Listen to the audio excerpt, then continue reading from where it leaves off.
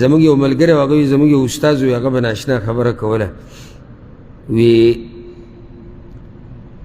موږ سره یو الګ سبق وي چې هغه د دې بدن نه ډېر غټ او په سبق کې ډېر کمزور.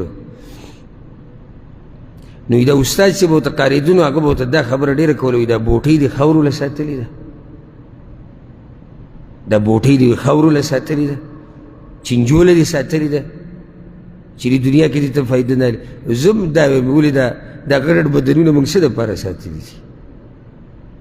دا به صرف دې دپاره چې په دې به مزدوریانې کوو، په دې به بلاکونه او خښتې اوچتو، په دې به ریالونه ګټو.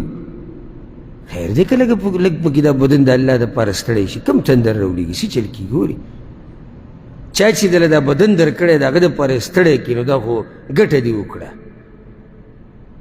دا خو څه تاوان نه دی.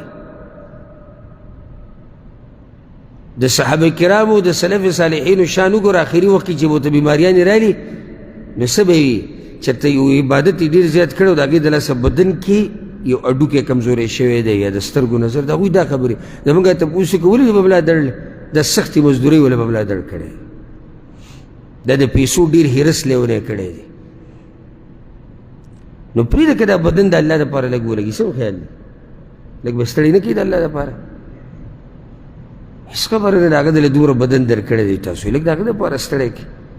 دومره مالونه یې دله درکړي دي چې لږ پکې د هغه دپاره ولګوئ. او الله سورت محمد کې ناشنا خبره کوي، وایي ما ګورې تاسو نه ستاسو ټول مالونه هم نه دي غوښتلي.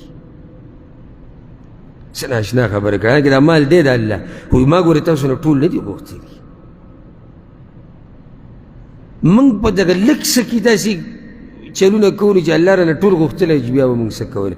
او و ځوانان چې ټول مال یې ورکوو، لکه نه ابوبکر صدیق رضی الله، واقعه د هغه هم د تبوک د غزا ده، هر څه یې راوچت کړي د پیغمبر صلی الله علیه وسلم خواله راوړل، هر څه. نو دا بیه د مؤمنانو شوې ده د الله سره چې الله به هغوی له جنت ورکوي، دوی به جنګ کوي د الله په لار کې.